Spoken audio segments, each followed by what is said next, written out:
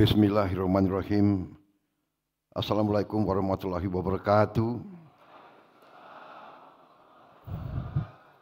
Selamat pagi, salam sejahtera bagi kita sekalian. Yang saya hormati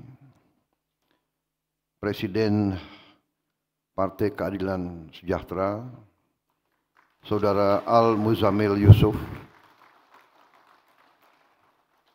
Ketua Majelis Syuro PKS, Saudara Muhammad Sohibul Iman, beserta jajaran seluruh Majelis Syuro PKS yang hadir, yang saya hormati dan saya banggakan. Wakil Ketua MPR RI, Saudara Hidayat Nur Wahid, dan Saudara Edi Baskoro Yudhoyono. Tokoh-tokoh PKS yang hadir, Saudara Ahmad Saiku, Presiden PKS 2020-2025.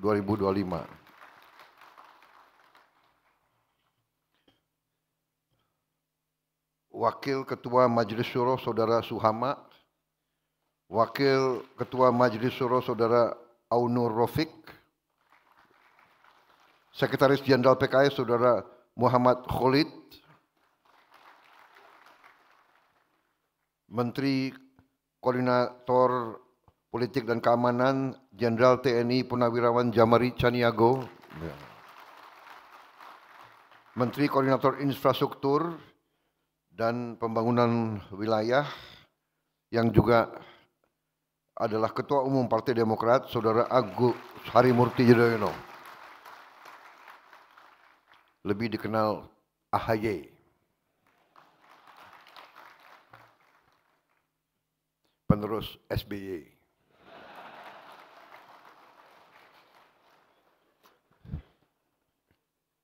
Kok saya nggak disingkat ya? PS 08 aja, 8. Tapi angka 8 itu selalu hadir di hidup saya.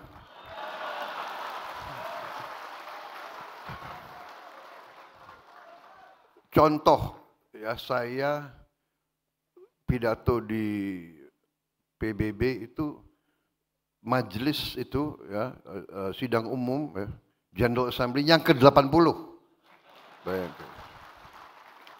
Hari ini adalah Munas ke-6. Benar? 6 ya. Tanggalnya 29. Benar? 2 tambah 9 adalah 11. Iya kan? 11 itu 2. September 9 kan? 2 tambah 9, 11. 2 kan? 2025, 9. Benar? Tambah 2, 11. 2 kan? 2 tambah 6, 8.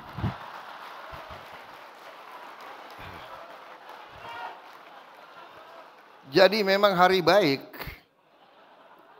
Seharusnya saya diundang kemarin, benar ya? Tapi kalau kemarin nggak jumlahnya nggak 8. Jadi terima kasih PKS berkenan menerima saya sehari setelah itu. Kan nggak bisa saya ngarang ini, ya kan? Ini kalau orang Jawa bilang tondo-tondo.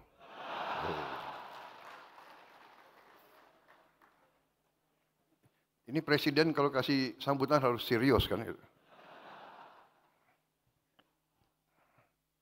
Menteri Sekretaris Negara, Saudara Prasetyo Hadi, Menteri Ketenagakerjaan Profesor Yasirli,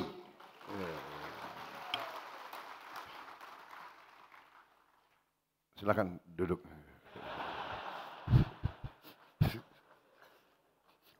Udah hampir setahun, udah santai aja Pak, relax.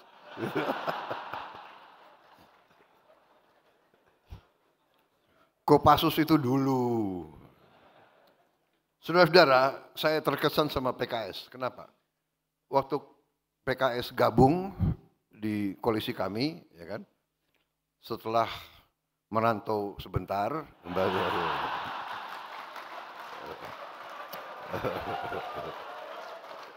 Setelah gabung, ya kan, saya minta silakan ajukan kader yang terbaik untuk di kabinet, iya kan? Saya pikir pasti, ya kan, kader politik, entah tokoh-tokoh yang terkenal, yang disampaikan profesor dari ITB.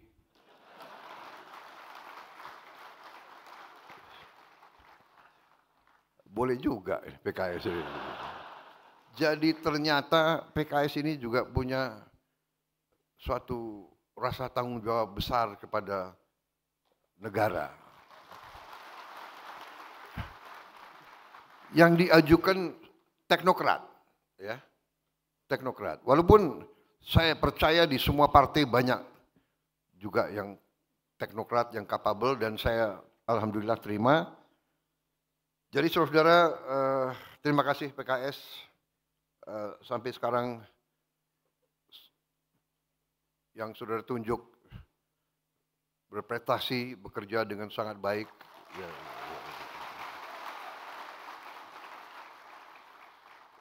Walaupun saya perhatikan menjelang 1 tahun rambut putihnya tambah banyak gitu.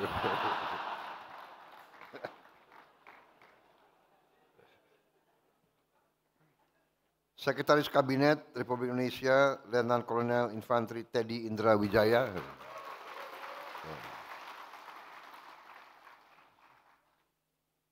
Para anggota DPR RI dari fraksi Partai Keadilan Sejahtera.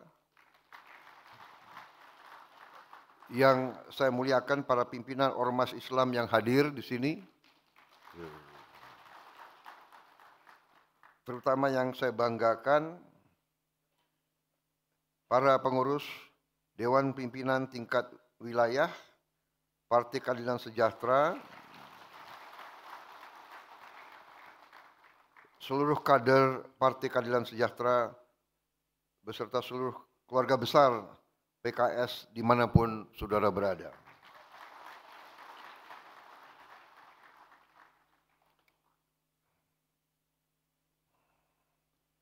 Saudara-saudara sekalian, tentunya sebagai insan yang bertakwa, marilah kita tidak henti-hentinya memanjatkan puji syukur kehadirat Allah Subhanahu wa taala, Tuhan Maha Besar. Hanya kepadanya lah kita berdoa dan hanya kepadanya lah kita meminta pertolongan. Sholawat dan salam kita haturkan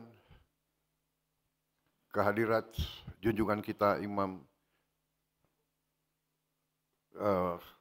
Muhammad Rasulullah Sallallahu Alaihi Wasallam. Saudara-saudara sekalian, terima kasih atas undangan ini. Ini kehormatan yang besar bagi saya. Saya minta maaf tidak bisa hadir kemarin, tapi saudara-saudara sangat baik hati mempersilahkan saya hadir hari ini. Saudara-saudara, kita hadir, kita hidup dalam keadaan sekarang yang kita sama-sama merasakan. Dunia yang penuh dengan ketidakpastian, bahkan dengan ancaman. Perang di mana-mana terjadi. Perang dahsyat yang di luar bayangan kemanusiaan kita. Bahkan di Eropa mereka sangat khawatir meletusnya perang dunia ketiga dengan perang nuklir. Saudara-saudara sekalian, bencana kemanusiaan, katastrof, di mana puluhan ribu ibu-ibu, anak kecil, orang tua yang tidak berdosa menjadi korban yang luar biasa. Ini terjadi. Saudara-saudara sekalian, ini terjadi di tengah bangsa kita sedang membereskan rumah tangga kita, sedang membereskan diri kita sendiri, sedang membereskan kehidupan kita. Saudara-saudara, kita merasakan semua kekurangan-kekurangan bangsa kita. Dalam pidato saya pertama di hadapan MPR RI waktu saya disumpah, dilantik, saya sudah mengatakan kita harus berani menghadapi, menatap, melihat kekurangan kita sendiri. Kita harus berani melihat kekurangan bangsa kita sendiri. Kadang-kadang melihat kekurangan, melihat ketidakbenaran itu sangat sulit.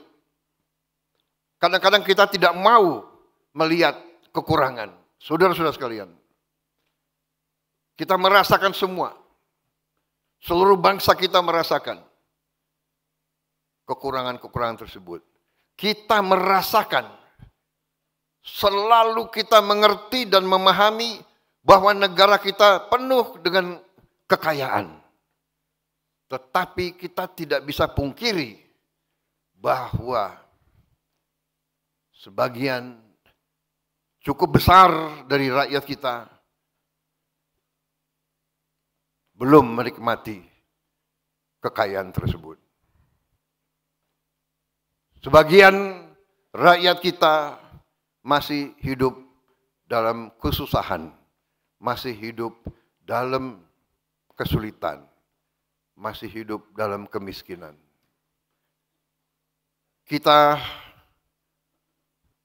menyadari hal itu. Masalah-masalah yang kita hadapi, masalah-masalah yang diutarakan oleh banyak pakar di mana-mana, kita fahami. Saudara-saudara fahami. Karena itulah saudara berpolitik. Saya ingatkan, apa arti politik? Arti politik dalam ilmu, ya, arti politik, kalau kita buka buku-buku, arti politik adalah keinginan untuk memperbaiki kehidupan rakyat. Itu arti politik. Keinginan untuk memperbaiki kehidupan rakyat. Itu arti yang murni dari politik. Tapi ternyata karena manusia penuh dengan nafsu, penuh dengan naluri-naluri yang ingin dominasi, ingin berkuasa untuk kepentingan sendiri, terjadi pengertian yang negatif. Artinya adalah bahwa politik adalah keinginan merebut kekuasaan dan bahkan dengan segala cara. Benar, politik adalah berurusan dengan kekuasaan. Tapi kekuasaan itu harus diminta dari rakyat. Rakyat harus memberi kekuasaan secara sukarela, secara legowo, secara ikhlas. Baru si penerima kekuasaan harus menerima kekuasaan dan menggunakan kekuasaan dengan searif-arifnya, dengan sejujur-jujurnya, dan dengan seutuhnya bekerja untuk yang memberi kekuasaan tersebut. Baru suatu negara itu berhasil. Negara ada berapa macam di dunia ini? Negara yang berhasil dan negara yang tidak berhasil. Tentunya kita ingin jadi negara yang berhasil. Sebagaimana dikatakan tadi oleh Presiden PKS, negara yang berhasil adalah negara di mana semua rakyat bisa hidup dalam kecukupan. Kemakmuran dirasakan oleh seluruh rakyat Indonesia. Itu tujuan kita. Jadi saudara-saudara, PKS sebagai partai politik dengan Demokrat, dengan Gerindra, dengan partai-partai lain, kita membentuk partai politik, karena itu adalah pilihan kita sebagai bangsa. Kita memilih hidup secara demokrasi. Demokrasi yang kita pilih adalah demokrasi melalui keterwakilan. Pelaku demokrasi adalah partai-partai politik. Dan kita lakukan melalui kedaulatan rakyat. Kedaulatan rakyat diberikan melalui pemilihan umum dan pemilihan daerah. Ini konsensus, ini kesepakatan, ini keputusan politik. Jadi, kalau kita ingin berhasil sebagai bangsa, kita harus sepakat dengan hal ini. Dan kita harus konsekuen dengan hal ini. Dan kita harus patuh dengan keputusan rakyat. Saudara-saudara sekalian, dalam kurun waktu 80 tahun kita telah mengalami pasang surut, kita pernah mengalami perang ideologi, kita pernah mengalami perang saudara, kita pernah mengalami gangguan-gangguan dari mana-mana, tapi alhamdulillah kita sekarang utuh, kita sekarang kuat, kita sekarang masih berdiri di atas kaki kita sendiri. Kita mengerti banyak kekurangan. Antara lain, kita tidak bisa pungkiri korupsi masih sangat berlaku di bangsa kita ini. Memang kita mengerti hampir semua negara ada korupsi. Tapi korupsi di kita harus kita akui. Menurut saya, dalam keadaan yang sangat-sangat memprihatinkan. Rakyat sudah mengerti, rakyat tahu, dan pemerintah yang saya pimpin, saya sendiri sebagai mandataris, penerima mandat dari rakyat, penerima kekuasaan dari rakyat, saya bertekad untuk memenuhi janji dan sumpah saya kepada bangsa dan rakyat Indonesia.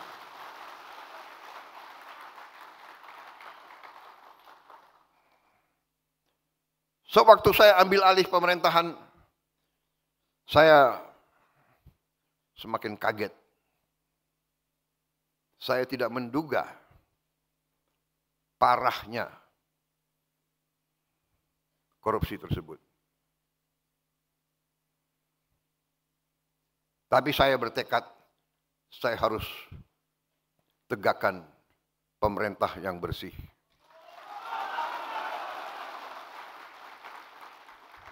Hanya dengan pemerintah yang bersih, Indonesia bisa bangkit. Saudara-saudara sekalian, kekayaan kita luar biasa. Tapi kita harus akui kelemahan dari elit kita. Kelemahan dari mereka-mereka yang kita anggap pinter dan cemerlang, ternyata kalah pinter dengan koruptor dan penipu-penipu dan manipulator-manipulator. Saudara-saudara sekalian, saya ambil kesimpulan dan akan saya panggil Jaksa Agung, semua penegak hukum.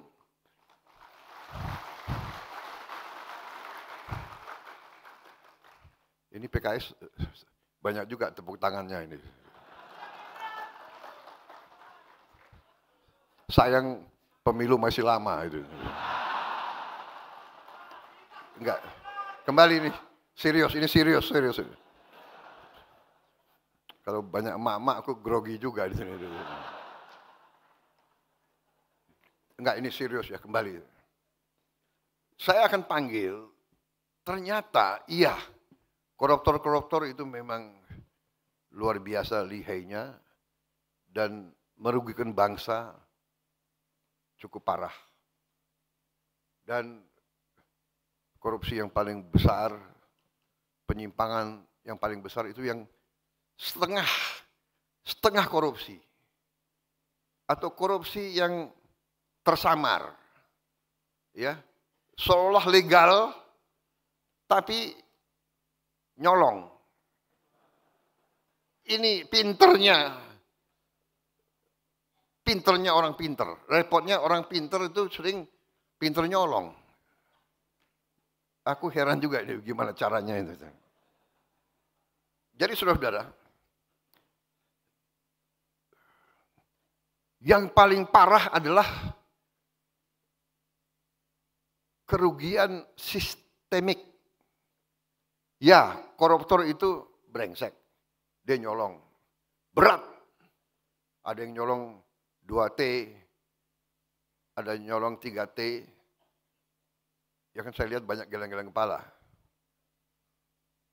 Nah inilah untuk orang PKS 2T banyak sekali.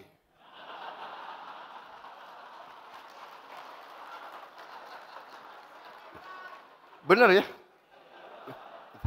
Begitu aku omong 2T, ada yang geleng-geleng kepala 2T.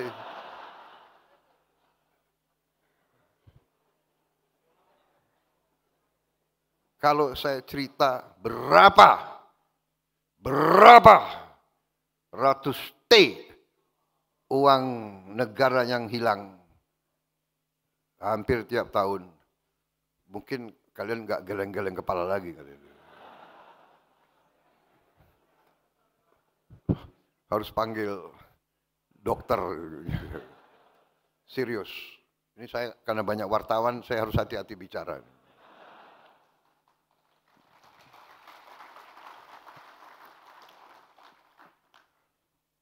Jadi saudara-saudara, tapi saya yakin di dalam hatinya wartawan-wartawan, sebetulnya apa yang saya ngomong, mereka merasakan. Karena wartawan pun penghasilannya sedikit. Benar. Yang mungkin duitnya banyak, ya bos-bos kalian. Tapi wartawan ya gajinya, ya kan? Jadi saudara-saudara, ini adalah yang saya lihat, ya, yang kita harus beresin nanti semua ini adalah suatu, menurut saya, perampokan sistemik. Sistem yang dibuat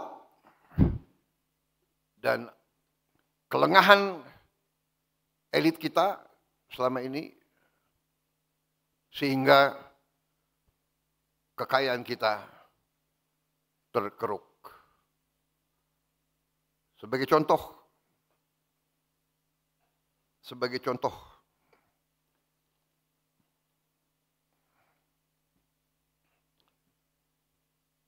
di Bangka Belitung yang untuk cukup lama menjadi pusat tambang timah terkemuka di dunia.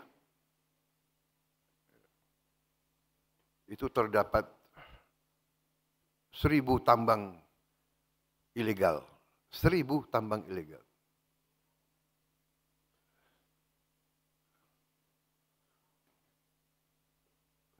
Mulai tanggal 1 September kemarin, saya perintahkan TNI, Polri, Bea Cukai bikin operasi besar-besaran di Bangka Belitung. Menutup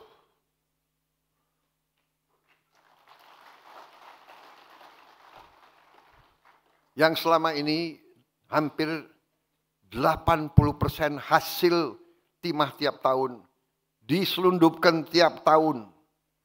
80% timah kita tutup dan nyelundupnya macam-macam. Ada yang pakai kapal, ada yang pakai ferry, ada yang pakai. Sekarang tutup. Tidak bisa keluar. Sampan pun tidak bisa keluar. Kita perkirakan September, Oktober, November, Desember kita bisa selamatkan 22 triliun. Tahun depan kita perkirakan kita bisa selamatkan 45 triliun. Dari 2 pulau ini saja. Tetapi yang lebih merisaukan tapi juga memberi harapan, ternyata limbahnya memiliki nilai yang sangat tinggi. Karena limbahnya ternyata berisi mineral-mineral yang disebut tanah jarang, rare earth. Jadi saudara-saudara, mungkin pejabat-pejabat kita tidak mengerti, dia kira limbah, padahal tanah jarang. Makanya ini sekarang saya perintahkan Bea Cukai itu harus merekrut beberapa ahli-ahli kimia supaya ngecek. Dia lihat pasir, padahal ini pasirnya nilainya luar biasa. Saudara-saudara, di banyak bidang sama. Nikel, batu bara, boksit, hampir semua. Terdapat tambang-tambang ilegal yang sangat besar dan sangat banyak. Ini saya perintahkan untuk segera ditertibkan, dibersihkan. Tambang ilegal ditutup atau diambil alih untuk negara. Saudara-saudara sekalian,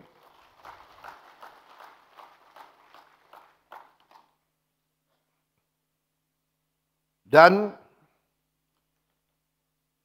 ini menjanjikan bahwa bila kita tegakkan ini, insya Allah penerimaan negara jauh lebih besar, kebocoran-kebocoran kita tutup, sehingga negara akan punya kemakmuran.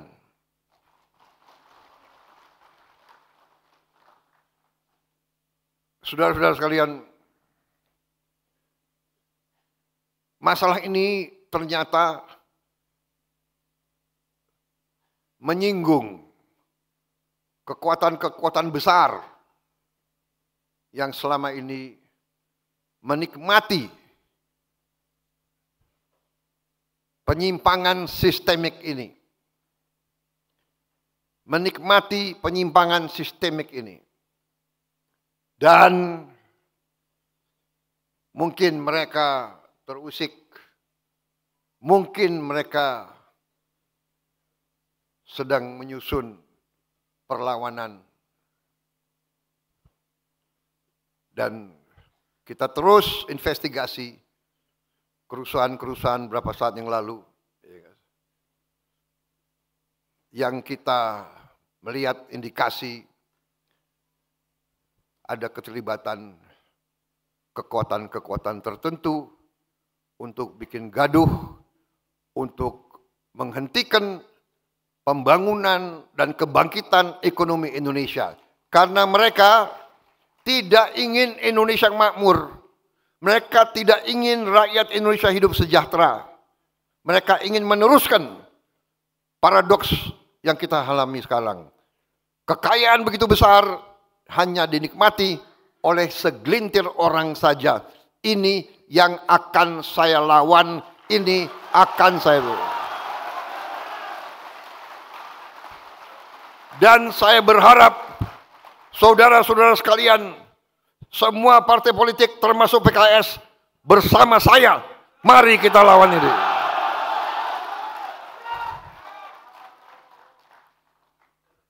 Saudara-saudara, saya benar-benar tidak membenci siapapun.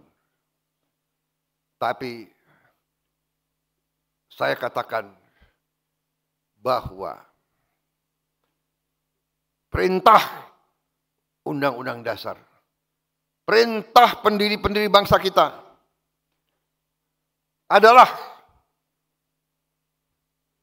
bahwa bumi dan air dan semua kekayaan yang terkandung di dalamnya dikuasai oleh negara dan dipergunakan sebesar-besarnya untuk kemakmuran rakyat.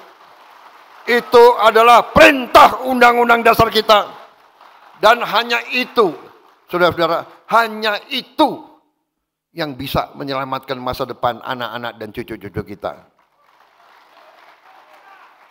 Saudara-saudara sekalian, saya menjelang 1 tahun menerima mandat, saya sekarang berdiri dengan penuh kepercayaan diri dan keyakinan. Karena dalam 11 bulan kita telah membuktikan dengan itikat yang baik, dengan tujuan yang baik, dengan hati yang ikhlas, dengan cinta tanah air dan cinta rakyat, kita bisa berbuat banyak. Kita telah menyelamatkan minimal 300 triliun rupiah. 300 triliun rupiah inilah yang kita pakai untuk makan bergizi gratis. Saudara-saudara sekalian, sampai hari ini sudah menjelang 30 juta penerima manfaat. 30 juta anak dan ibu-ibu hamil tiap hari menerima makanan. Bahwa ada kekurangan, iya. Ada keracunan makan, iya. Kita hitung dari semua makanan yang keluar, penyimpangan atau kekurangan atau kesalahan itu adalah 0,00017%.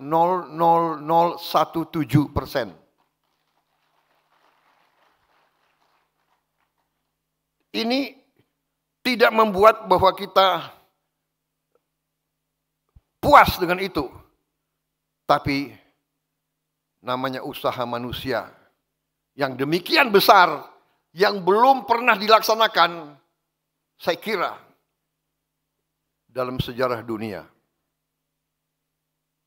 Berhasil memerlukan 11 tahun untuk mencapai 40 juta penerimaan manfaat. Presiden yang cerita sama saya, mereka butuh 11 tahun. Kita 11 bulan sudah 30 juta.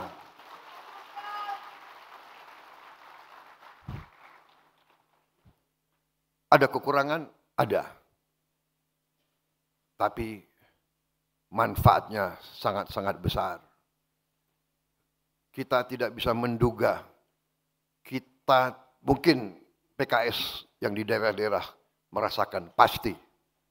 Tapi banyak elit Indonesia tidak bisa menduga bahwa anak-anak kita, rakyat kita makan nasi pakai garam.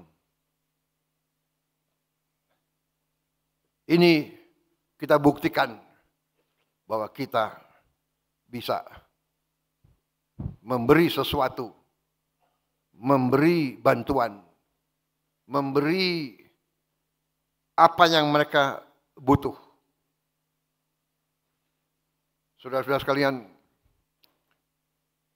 dengan program makan bergizi ini menjadi strategis, menjadi sesuatu yang di luar ekspektasi kita. Ternyata dengan makan bergizi ini kita bisa menciptakan lapangan di akhir tahun, di awal tahun depan, Januari Februari, 1,5 juta lapangan kerja baru. Kita telah berhasil menghidupkan ekonomi rakyat. Bahwa tiap hari kita butuh telur, kita butuh sayur, kita butuh ikan, kita butuh ayam, kita butuh bahan-bahan dari kampung-kampung itu sendiri, dari kecamatan-kecamatan itu sendiri. Di puncaknya nanti tahun depan, kita akan gelontorkan mendekati 300 triliun untuk makan bergizi. 300 triliun, persisnya berapa Menseknek? 335 triliun.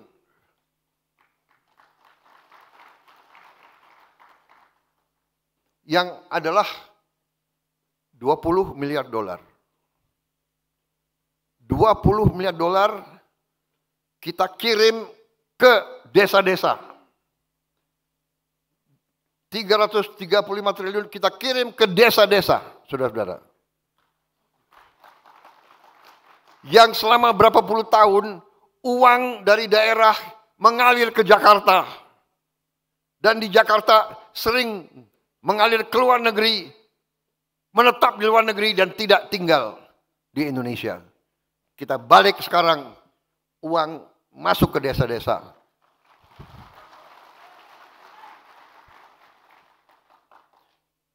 Dan saudara-saudara, dalam ilmu ekonomi,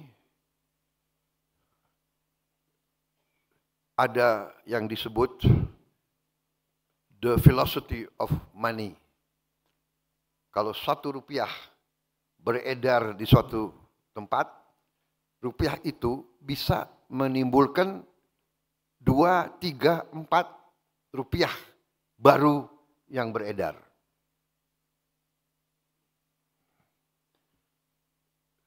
Jadi saudara-saudara, kita bisa bayangkan kegiatan ini yang saya sebut tadi 300 triliun itu bisa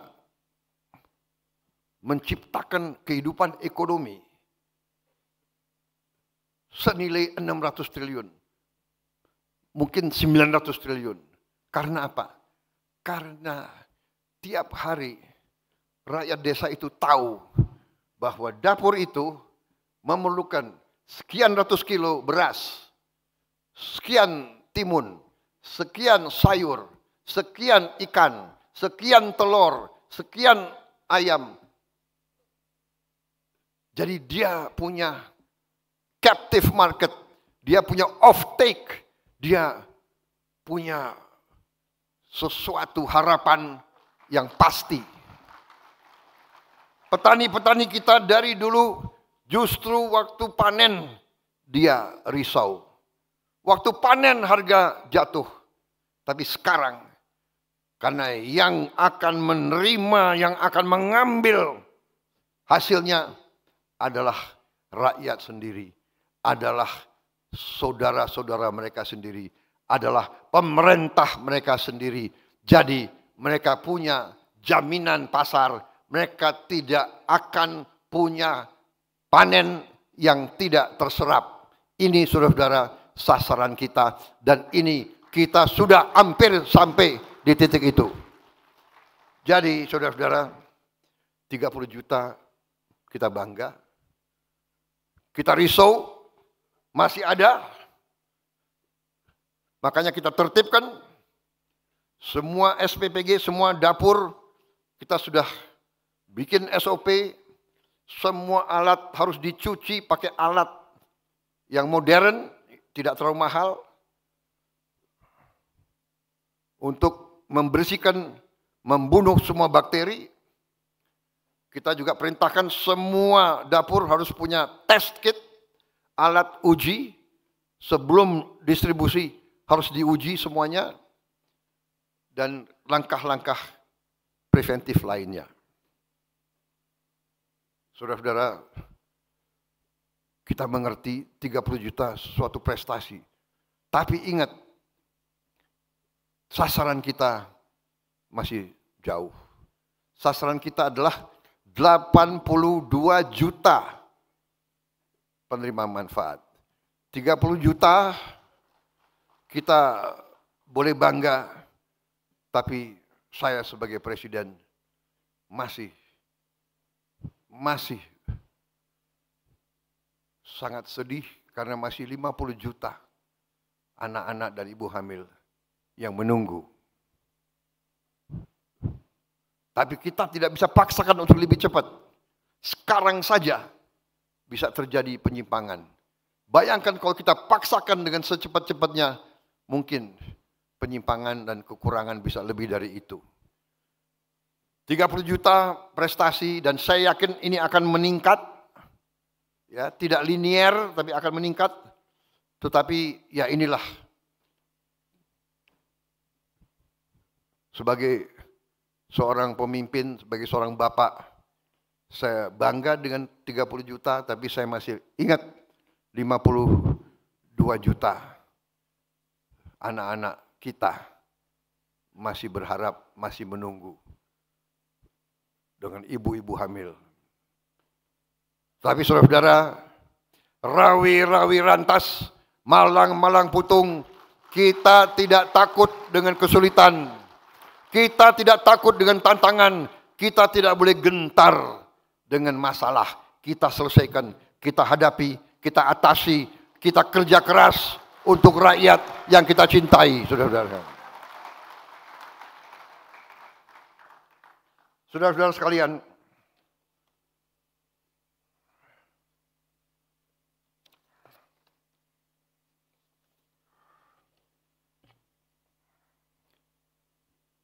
tadi saya singgung bahwa banyak kekurangan kita, banyak kesulitan kita, bahwa ada penyimpangan sistemik. Ya, sistem ini harus kita perbaiki dan insya Allah dengan dukungan saudara-saudara kita akan memperbaiki sistem ini.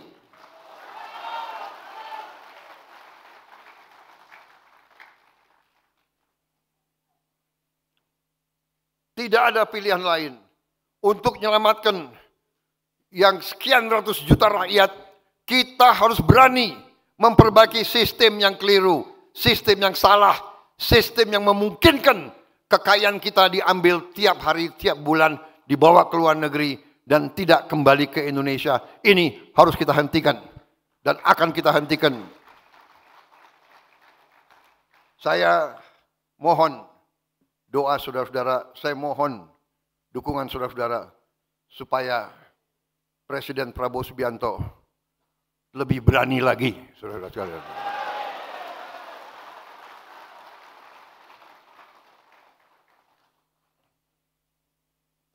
Saya berharap semua organisasi dengan jalur, dengan sayap-sayap, dengan jaringan saudara-saudara sekalian, saya sudah bicara ke ulama-ulama, saya sudah bicara ke tokoh-tokoh agama, sampaikan ke semua rakyat, sampaikan ke ibu-ibu, bapak-bapak, kasih tahu ke anak-anaknya,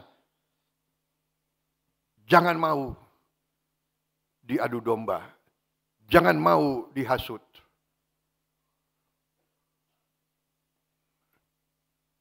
Kalau memperjuangkan demokrasi, kalau memperjuangkan hak asasi manusia, kalau memperjuangkan keadilan, kalau memperjuangkan perlawanan terhadap korupsi, tidak dengan kerusuhan, tidak dengan bakar-bakar, saudara-saudara sekalian. Apalagi yang dibakar, dibangun dengan uang rakyat. Katanya memperjuangkan demokrasi, lembaga demokrasi, gedung DPR, DPRD dan dibakar. Membuat kerusuhan, membuat bom molotov. Ini adalah kejahatan. Ini bukan aktivis, bukan pejuang demokrasi, bukan pejuang keadilan. Mereka hatinya jahat. They are evil. Mereka zolim. Mereka ingin membuat kekacauan. Mereka ingin mengadu domba. Mereka ingin menghentikan kebangkitan bangsa Indonesia. Selalu diberikan pesimisme. Selalu diberikan gambar yang menurunkan harapan. Saudara-saudara, saya juga bisa. Saya punya data itu semua. Tapi saya harus menyaring dan saya harus melihat. Dan saya melihat bahwa tadi baru berapa bulan, tapi dengan itikat baik, dengan niat untuk melakukan pemerintahan yang bersih, kita buktikan kita bisa menyelamatkan 300 triliun, mungkin lebih.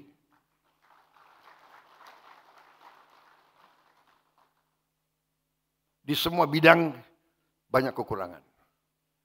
Makanya kita kerja keras. Kita kerja keras. Saya kasihan sama menteri-menteri saya sebetulnya.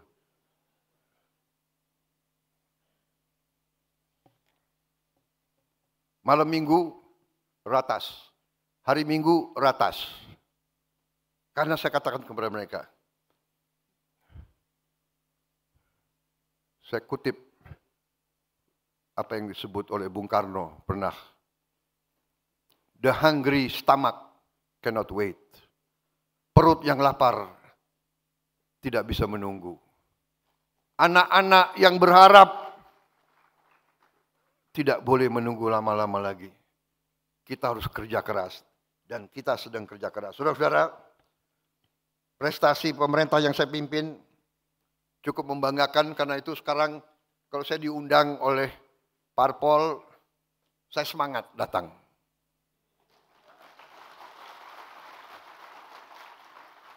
Karena saya bisa cerita, ya kan?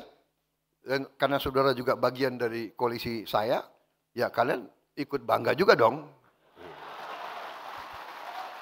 Iya kan? Tapi kau perhatikan enggak? Baru setelah Agustus lah aku lebih berani tampil. Benar? Terus terang aja, bulan-bulan pertama pemerintah komunikasinya kurang, saya akui. Karena kita lagi kerja. Kita komunikasi sering, bicara baik-baik, tapi hasilnya nggak ada. Malu. Malu sama rakyat, kasihan sama rakyat. Saya kalau keliling daerah, anak-anak keluar dari rumah, mereka teriak, Pak, makan bergizi, Pak. Oh ya, sudah terima? Belum, Pak, belum terima. Bayangkan itu, gimana itu? Aduh, sabar ya. Habis itu langsung kepala BGN saya telepon. Kepala BGN sudah botak kepalanya itu.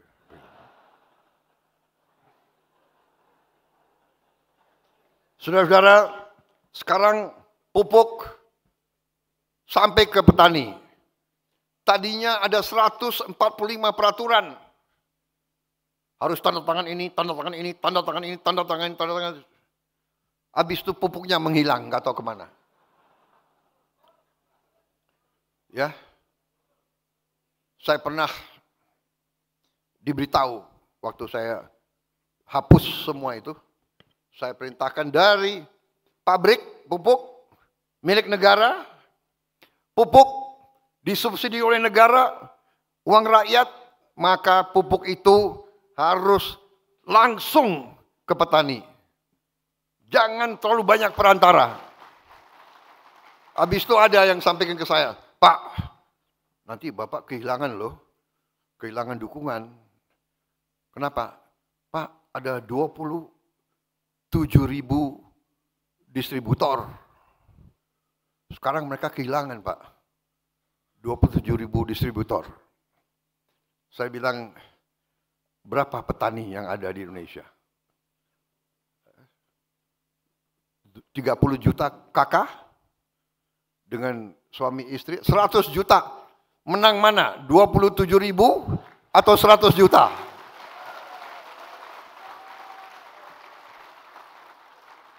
Dan saya sudah lama jadi orang Indonesia. Saya tahu itu distributor itu ya.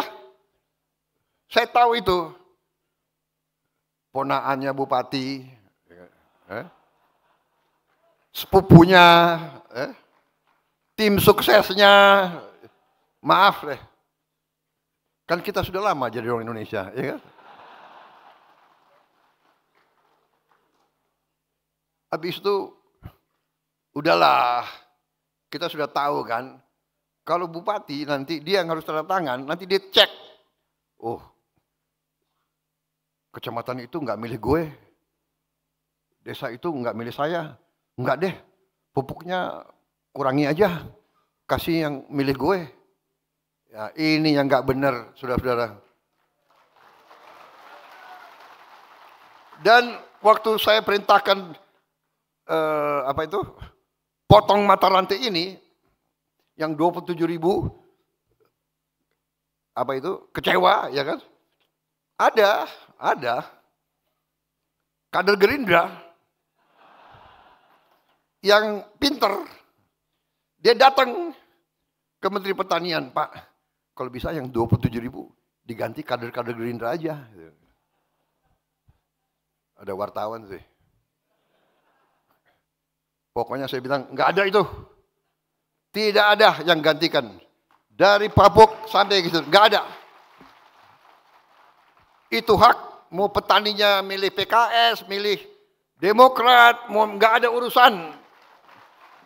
Politik adalah politik. Hak adalah hak. Politik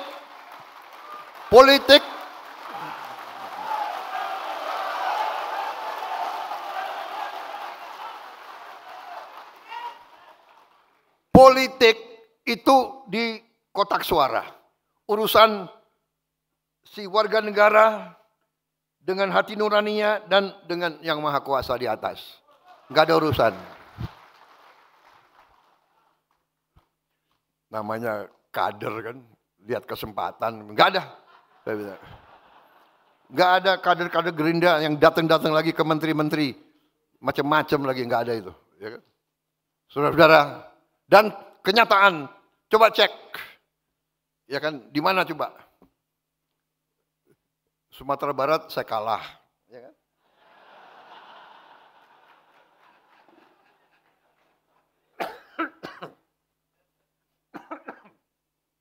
Terlalu semangat nih.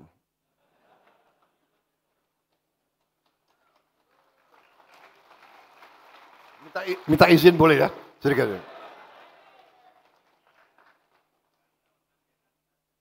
Panitia saya dibatasi sampai jam berapa nih?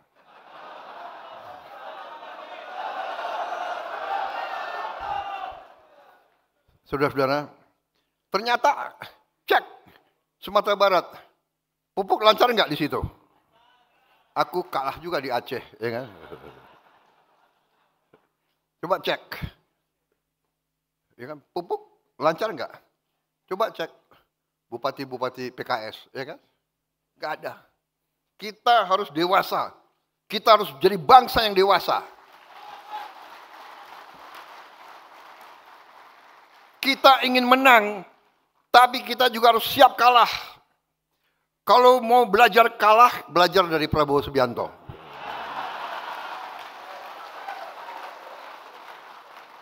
Lima kali pemilihan, 4 kali kalah. PKS ikut-ikut lagi.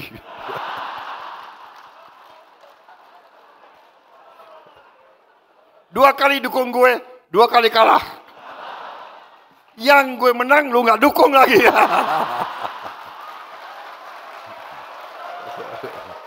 Tapi oke, yang liwat-liwat, kita bersatu sekarang untuk bangsa dan negara.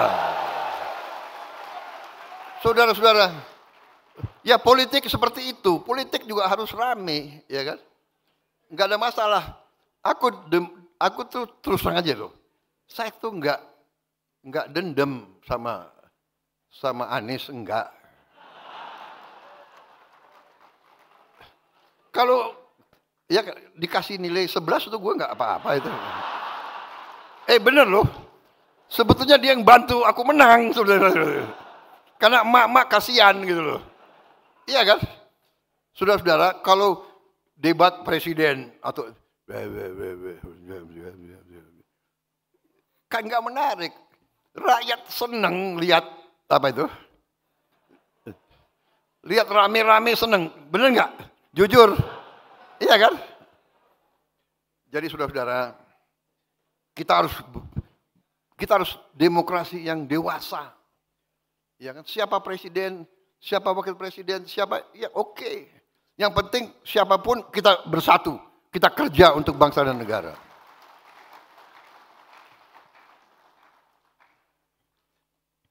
Kita akan membentuk koperasi desa dan kelurahan di 80.000 desa. Saudara-saudara sekalian. Ini akan terwujud dan rakyat akan nanti punya kekuatan ekonomi. Karena kita anggap semua penduduk desa itu otomatis jadi anggota koperasi desa merah putih tersebut. Otomatis. Jadi dia akan dapat barang-barang dengan harga yang semurah-murah yang kita bisa capai. Kita percepat mata rantai distribusi. Semua produksi mereka kita bisa serap. Kita akan bikin supermarket milik koperasi di setiap kabupaten. Kita akan bikin hypermarket di tiap provinsi dan hypermarket di pusat Indonesia. Jadi semua produk dari petani kita, nelayan kita, UMKM kita beri tempat, beri pasar yang baik, yang bagus. Saudara-saudara sekalian. Kita sudah hitung bahwa hitungan kita akan meringankan beban hidup rakyat kita dengan signifikan. Beras akan murah, minyak goreng akan murah, LPG bersubsidi akan sampai, pupuk bersubsidi harus sesuai harga jual, dan nanti kita akan bikin tenaga surya di tiap desa. Sehingga nanti tiap desa kita akan mandiri, saudara-saudara.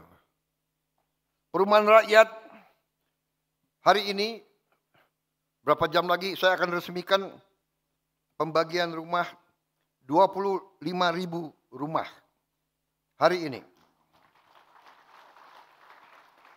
Kita sudah tingkatkan kuota, fasilitas, likuiditas, pembiayaan perumahan ke 350.000 penerima. Saudara-saudara sekalian, kita akan membangun ratusan ribu rumah. Memang ini tidak bisa seketika, tapi dalam minggu-minggu akan datang, bulan-bulan akan mendatang, kita akan perlihatkan, membuktikan kepada rakyat real. Kita serius. Tanah-tanah negara yang belum dimanfaatkan secara maksimal, kita peruntukkan untuk perumahan rakyat tercapai. Tidak semata-mata selalu untuk perumahan mewah. Justru perumahan untuk rakyat yang paling bawah kita harus siapkan dan akan kita siapkan. Saudara-saudara, pembangunan 100 desa nelayan sudah berjalan dan kita akan tambah minimal 1.000 desa nelayan. Harapan kita tahun depan akhir bisa sampai 2.000 desa nelayan. Satu desa nelayan terdiri dari 2.000 nelayan. Kalau 2.000 desa nelayan berarti 4 juta nelayan. Dengan istri dan anak 2 itu berarti 16 juta. 16 juta saudara-saudara kita penghasilannya akan meningkat. Yang tadinya tidak punya pabrik es akan punya pabrik es. Yang tadinya tidak punya dermaga akan punya dermaga. Yang tadinya tidak punya gudang cold storage akan punya gudang cold storage. Saudara-saudara, kita sudah uji coba satu desa nelayan di Papua, di Biak. Ternyata penghasilan nelayan itu naik minimal 60%. Ada yang naiknya 100%. Kita akan bangun 20.000 hektar tambak di Pantura, Jawa Barat sebagai awal. Ini akan membuka 130.000 lapangan kerja. Saudara-saudara sekalian, kita juga sudah merintis cetak sawah baru 480.000 hektar. Yang sudah dikerjakan adalah 280.000 hektar. Saudara-saudara, produksi beras kita tertinggi sepanjang sejarah NKRI, tertinggi. Dan masalahnya sekarang adalah kita kekurangan gudang. Karena itu saya sudah mengalokasikan 100 gudang baru untuk Bulog, akan bangun 100 gudang baru masing-masing di tanah sekitar 5 hektar gudang tersebut. Gudang modern yang bisa, dan itu mereka hanya butuh 5 triliun. 5T. Karena penghematan kita dari macam-macam kebocoran dan korupsi yang kita cegat, sekarang Presiden Republik Indonesia agak gagah sedikit.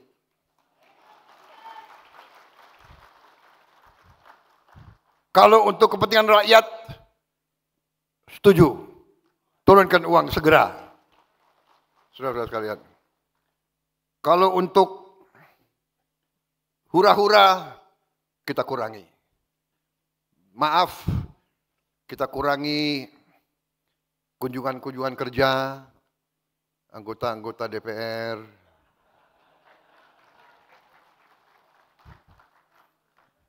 Saudara-saudara, ya, kunjungan kerja, apa itu, FGD, ya, rapat-rapat di mana-mana, ya, kita kurangi. Saudara-saudara,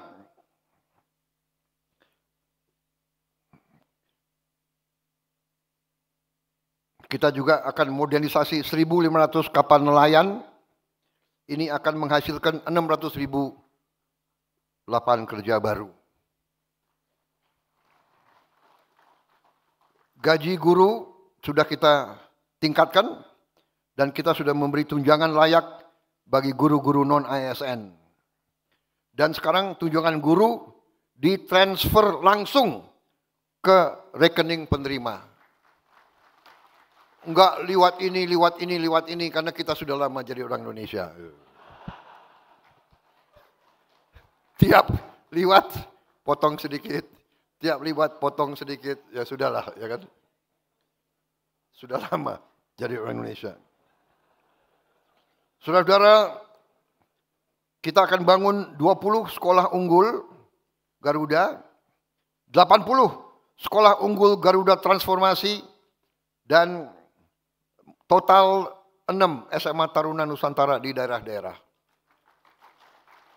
Dan rencana saya akan membangun 20 politeknik di daerah-daerah yang ketinggalan, yang terbelakang. 20 politeknik. Rakyat, sekolah rakyat sudah kita bangun 165 titik dan kita menuju ke 500 sekolah rakyat. Tapi saya sedang merencanakan dan saya sedang melihat keuangan, saya ingin membuat sekolah unggulan terpadu di setiap kecamatan.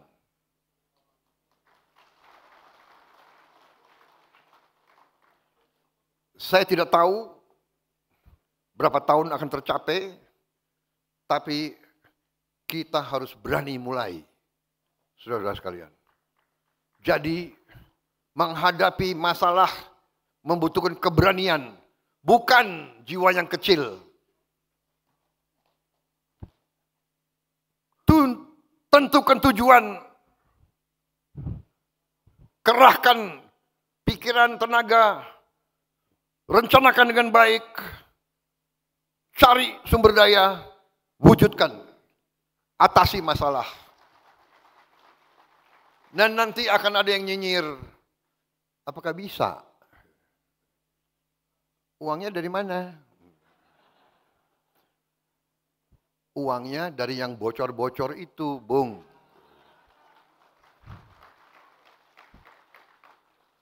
Saudara-saudara, tahun ini juga akan kita bagi 330.000 layar digital interaktif. Satu layar tiap sekolah di seluruh Indonesia. Termasuk 330.000 termasuk pesantren. Iya. Insya Allah termasuk pesantren-pesantren.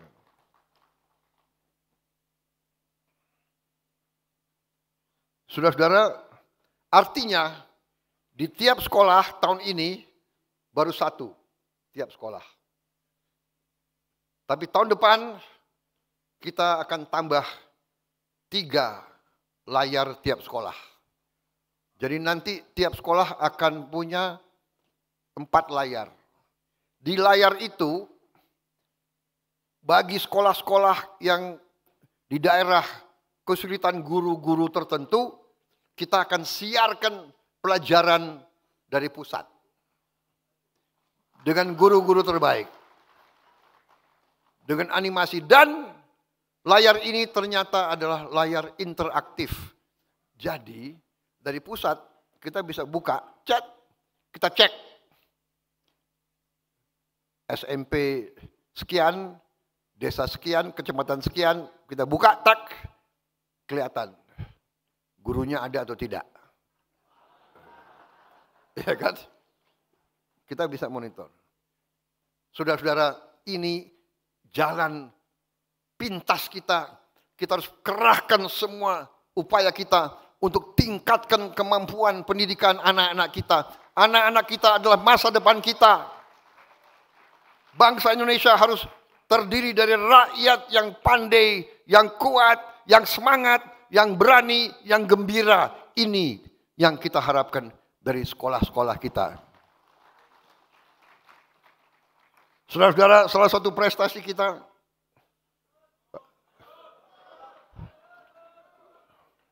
10 menit ya. Ini nanti ustadz ini udah wah ini udah waktu, waktu sholat ya. Tapi habis sholat saya siap kembali lagi kalau mau.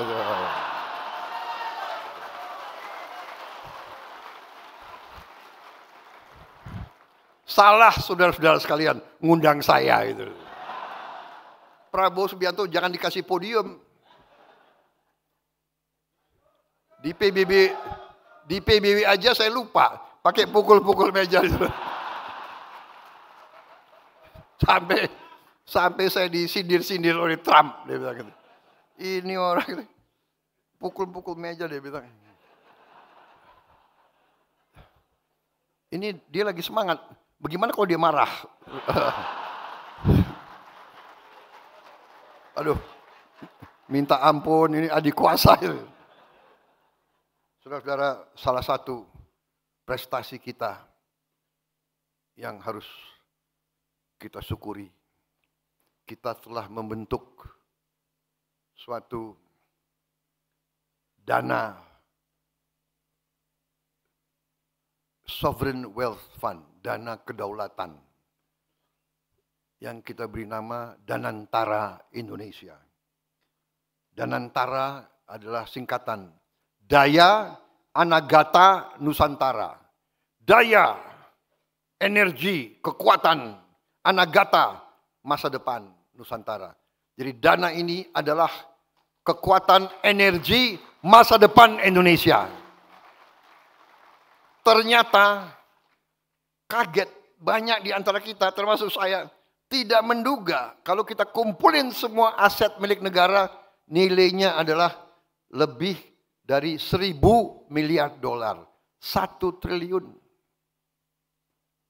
1060.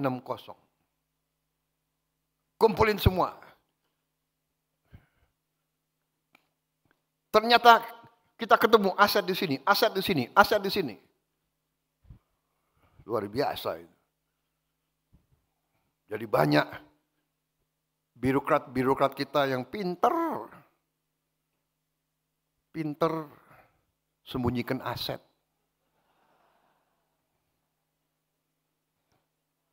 Seribu triliun. Tinggal manajemen. Saya perintahkan bersihkan itu BUMN.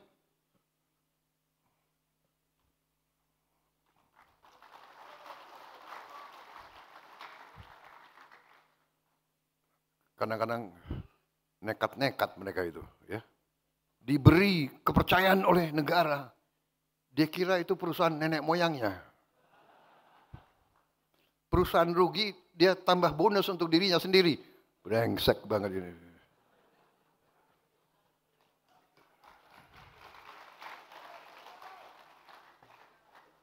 Saya mau kirim kejaksaan sama KPK untuk ngejar-ngejar itu semua. Bagaimana? Sudah perlu dikejar atau tidak?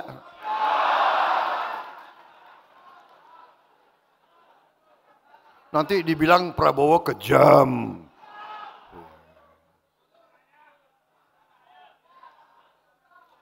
Saudara-saudara, kita kasih kesempatan mereka bersihkan itu BUMN. Saya berharap dari dalam 2-3 tahun, 4 tahun kita bisa bersihkan. Saudara-saudara, kalau dagang yang biasa, ya, itu harusnya hasilnya itu yang wajar itu 10% dari aset. Kalau aset kita 100, harusnya tiap tahun kita dapat hasil 10%. Iya kan? Jadi dari 1.000 miliar dolar harusnya negara kita dapat hasil 100 miliar dolar tiap tahun. 100 miliar dolar berapa itu? Menseknek. Menseknek ini ahli hitung. Berapa? 100 miliar dolar. Kali 16 ribu. 1.600 triliun. 1.600 triliun, saudara-saudara. Harusnya. Oke, karena kita orang Indonesia yang 10%. Ketawa ini PKS ini. Kalau dari 10% oke deh. 5%. 5% harusnya 50 miliar dolar kan? Berarti 800 triliun. Iya kan? Enggak defisit kita. Enggak juga 5%. Ya udah deh, enggak 5%, 3%. Enggak juga. Tapi kita kasih target mereka ini dalam 3 tahun kita tunggu. Kita tunggu hasil mereka. Insya Allah akan mencapai yang kita harapkan, saudara-saudara.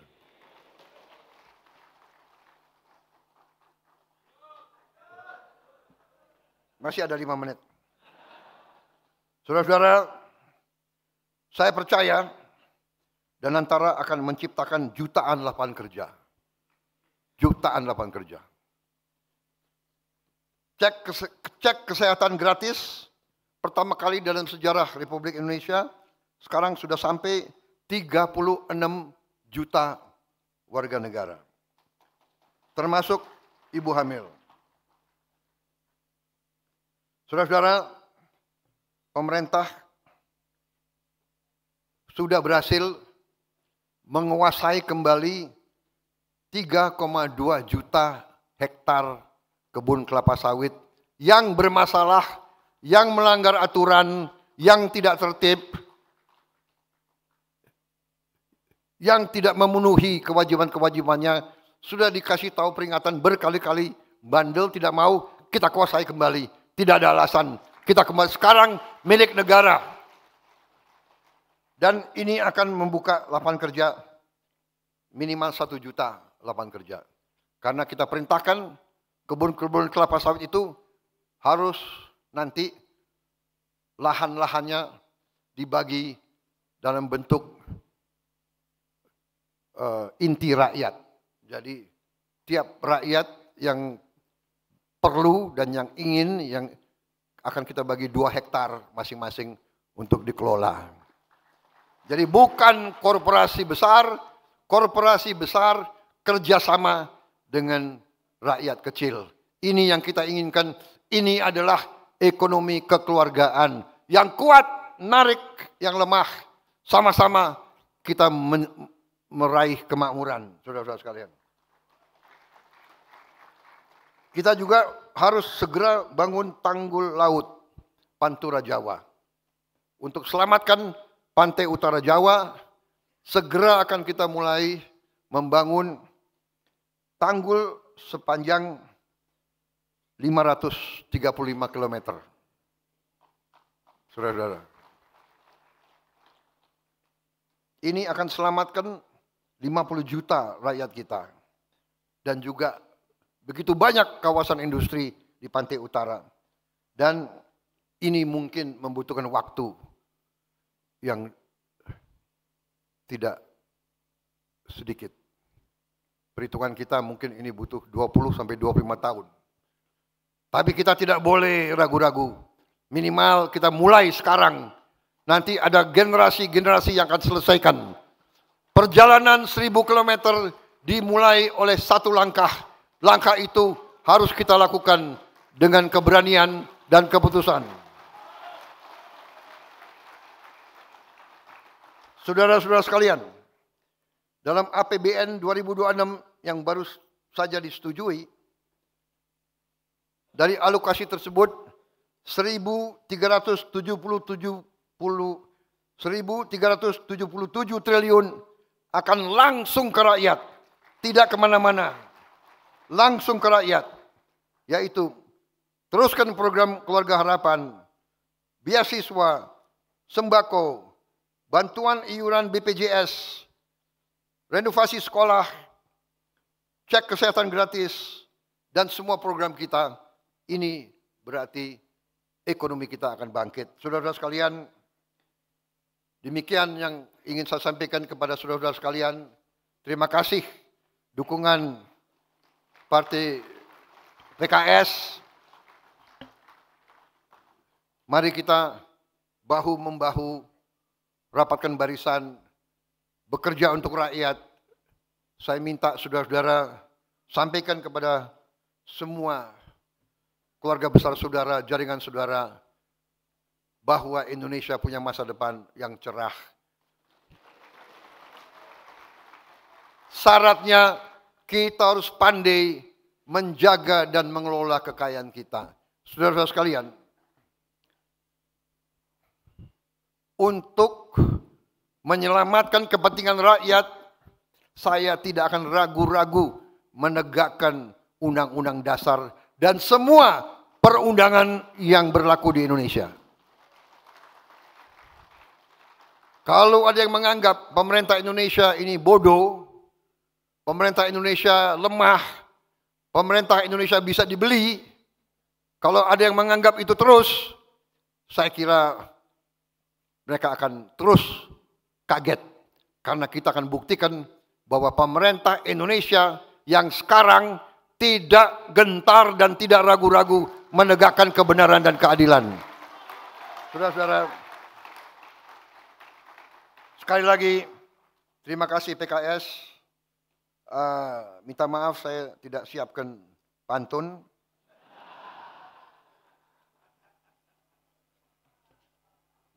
Tapi saya masih ingat pantun lama saya. 1, 2 cempaka biru, 3, 4 dalam jambangan. Biarlah saudara mendapat kawan baru,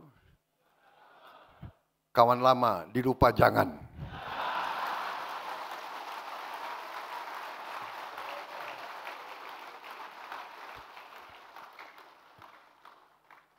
Terima kasih, selesai. Wassalamualaikum warahmatullahi wabarakatuh. Salam sejahtera kita. Dengan mengucap Alhamdulillahirabbil alamin, pada pagi hari ini Senin 29 September 2025, saya Prabowo Subianto, Presiden Republik Indonesia, dengan resmi menutup Musyawarah Nasional ke-6 Partai Keadilan Sejahtera.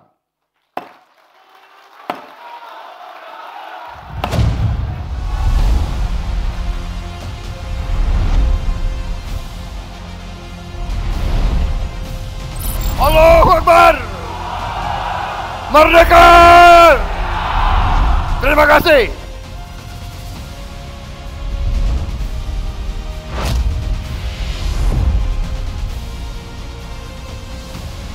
Hadirin yang kami hormati, demikianlah acara Munas ke-6 Partai Keadilan Sejahtera telah selesai dilaksanakan. Terima kasih yang sebesar-besarnya kami haturkan kepada Presiden Republik Indonesia, Bapak Prabowo Subianto yang telah berkenan hadir dan menutup acara Munas ke-6 Partai Keadilan Sejahtera.